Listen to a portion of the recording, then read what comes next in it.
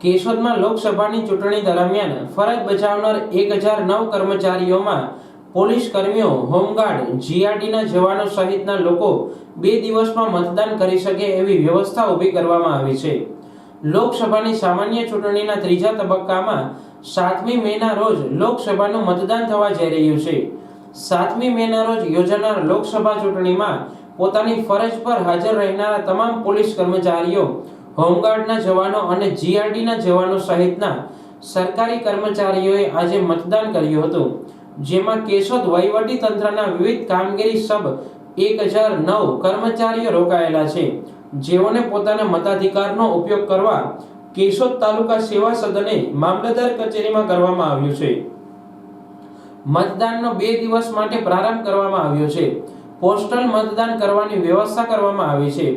ચૂંટણીમાં ફરજ ઉપર હાજર રહેનારા તમામ કર્મચારીઓ માટે મામલતદાર કચેરીએ પોસ્ટલ મતદાન માટેની વિશેષ વ્યવસ્થાનું બૂથ ઊભા કરવામાં આવ્યા છે, જેમાં કર્મચારીઓએ પોતાનું મતદાન પોસ્ટલ બેલેટ મારફતે કર્યું હતું।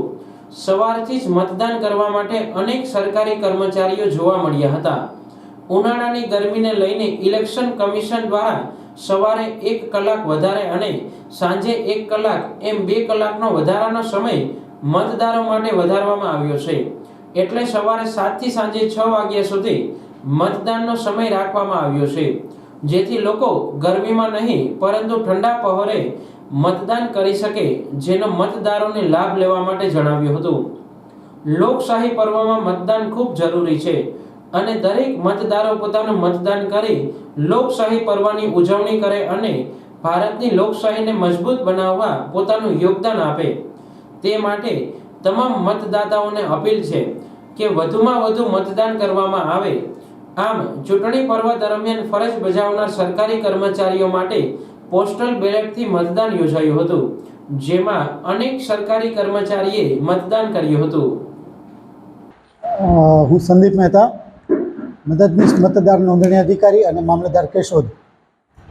આજરોજ અહીંયા મતદાન મથક પર ચૂંટણી ફરજ પર રોકાયેલા તમામ કર્મચારીઓનું તાલીમ અને સાથે સાથે તેઓને પોસ્ટલ બેલેટથી મતદાન અંગેનું ફેસિલિટેશન સેન્ટર આજરોજ કાર્યરત કરવામાં આવેલ છે, જે 2 દિવસ ચાલનાર છે, જેમાં કુલ 1009 મતદાન મથક પર ફરજ બજાવનાર કર્મચારીઓ આજે તાલીમ પણ લે છે અને સાથે મતદાન પણ કરનાર છે। અન્ય સ્ટાફ કે જે લોકો ચૂંટણી ફરજ પર રોકાયેલા છે એ લોકોને મતદાન કરવા માટેની સુવિધા 1લી તારીખથી મામલતદાર કચેરીએ પોસ્ટલ બેલેટથી ત્યાં પણ ઊભી કરવામાં આવનાર છે। સાથે સાથે કેશોદની જાહેર જનતાને પણ અપીલ કરીએ છીએ કે અવશ્ય મતદાન કરો। મતદાન કરવો એ આપણી નૈતિક ફરજ છે, એટલે બધાને વિનંતી છે કે આપ તમામ લોકો અવશ્ય મતદાન કરજો।